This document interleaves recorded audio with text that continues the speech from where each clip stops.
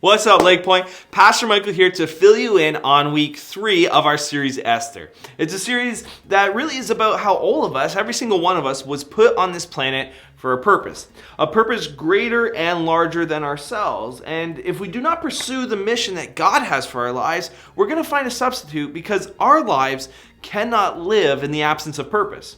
And so if we don't embrace our true mission, our lives will become centered around something that is unworthy, often selfish, and usually destructive. A shadow mission, as we've been calling it. And a shadow mission is the unworthy purpose that produces a shallow life. And so to wrap up this series, we start by taking a quick look at the lives of Ezra and Nehemiah. Both lived under the rule and reign of a Persian king named Artaxerxes I. And it was under this king that they were both granted permission to return to Jerusalem, to lead their people out of exile. Ezra was a teacher of the law. He taught fellow Jews God's words and God's ways. In many regards, he led a reformation. Nehemiah found himself in the privileged position of being Artaxerxes' cupbearer. A cupbearer, in many ways, was a personal bodyguard to the king. They were the ones who tasted the wine and food before the king did, making certain it hadn't been poisoned. It was a risky job, but one that was only reserved for the most loyal of servants who had actually demonstrated impressive character. In fact, it was Nehemiah's favor with Artaxerxes that paved the way for him to be allowed to return to Jerusalem and lead the rebuilding of the city walls. What do the stories of Ezra and Nehemiah have to do with Esther? Glad you asked. What you might not realize, since the book of Esther comes after the books of Ezra and Nehemiah in your Bible, is that if you were to rearrange the books of your Bible in chronological order, the events recorded in the book of Esther, they actually come first. In fact, the story of Esther takes place 30 to 40 years prior to Ezra reteaching the Jewish law and Nehemiah rebuilding the walls of Jerusalem. So, how do the stories connect? Well, Artaxerxes, the king who allowed Ezra and Nehemiah to return to Jerusalem, is the son of King Xerxes, the same king we've been looking at the past couple of weeks as we've explored Esther's story. It's the same king who made Esther his wife. In fact, some scholars suggest that Artaxerxes might have even been the son of Esther. Now, there's some debate surrounding whether or not she was his biological mother, but at the very least, he was her stepson. And so the question we looked at is this: could it be that God is at work behind the scenes orchestrating key moments in history? Could it be that God uses the lives and actions of people like Esther and Mordecai to set the stage for others like Ezra and Nehemiah to actually fulfill their purposes? And what's more, could it be that God is setting things up in your life even when you're unable to recognize it? Could it be that the purposes you live for and the mission you live out pave the way for others to fulfill theirs? And so that's what we're doing. We're exploring the book of Esther. And we're picking up the story right after Mordecai, her cousin, has convinced Esther to intervene on behalf of the Jewish people. Upon her request, all Jewish citizens are taking 3 days to fast and pray. When the 3 days are up, Esther enters into the king's court, and it just so happens that Xerxes is in a particularly good mood. He says to her, "What is it, Queen Esther? What is your request? Even up to half the kingdom, it will be given to you." But just a heads up, he wasn't being literal. If Esther would have said, "Perfect, I want half the kingdom," he probably would have changed his tune pretty quickly.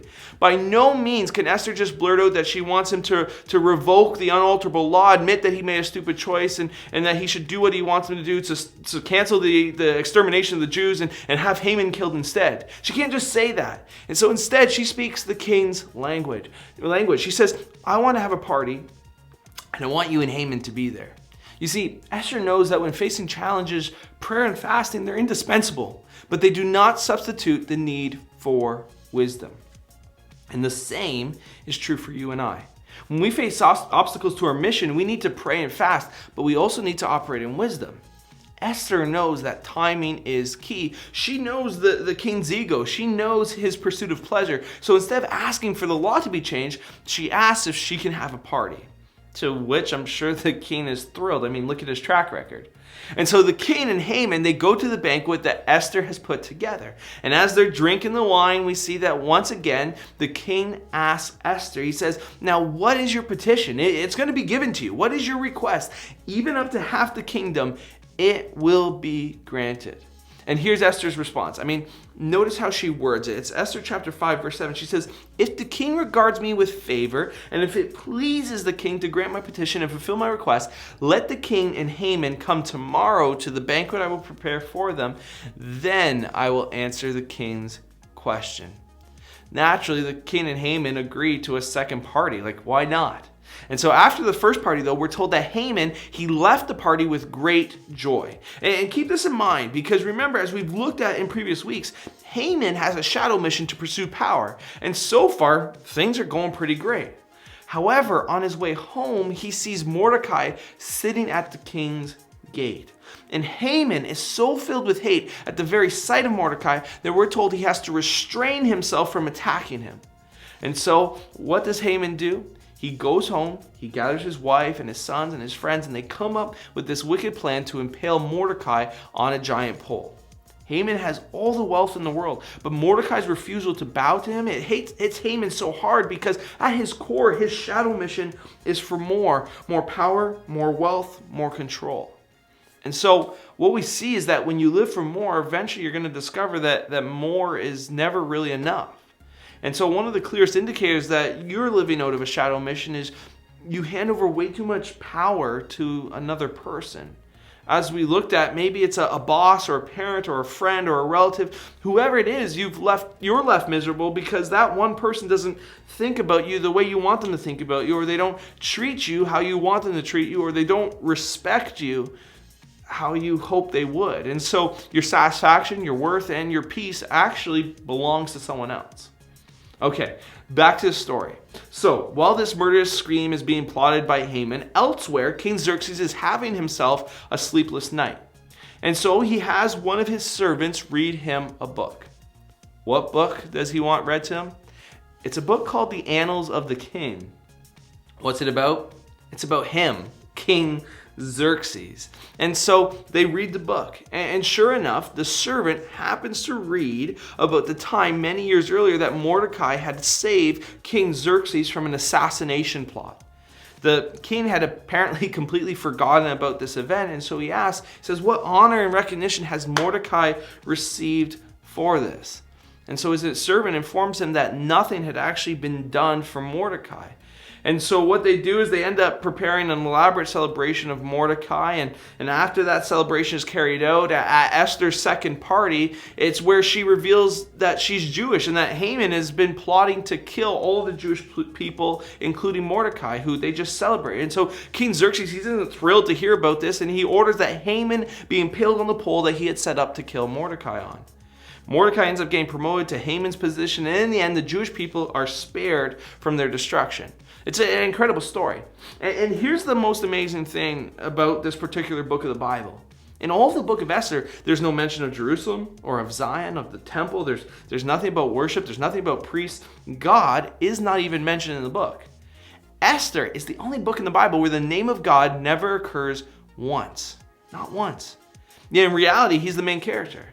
I think Esther and Mordecai recognized that they were much part of a larger mission.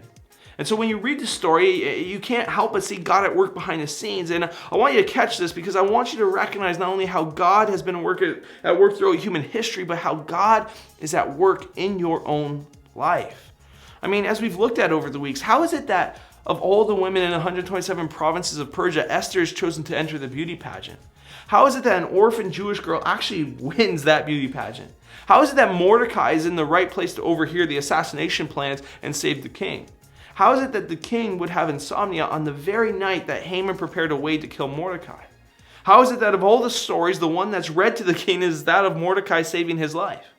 How is it that the intended victim, Mordecai, inherits Haman's possessions and his position?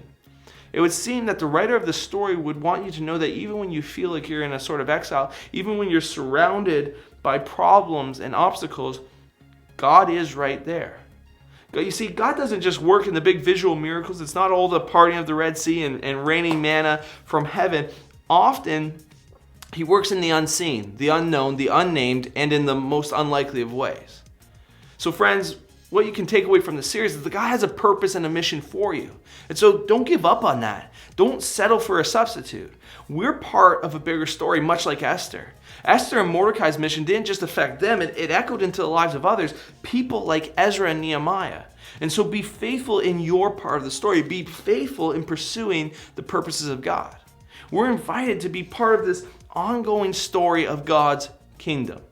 And so let me ask you, why would you settle for being a part of a story that's subpar to the one God's writing?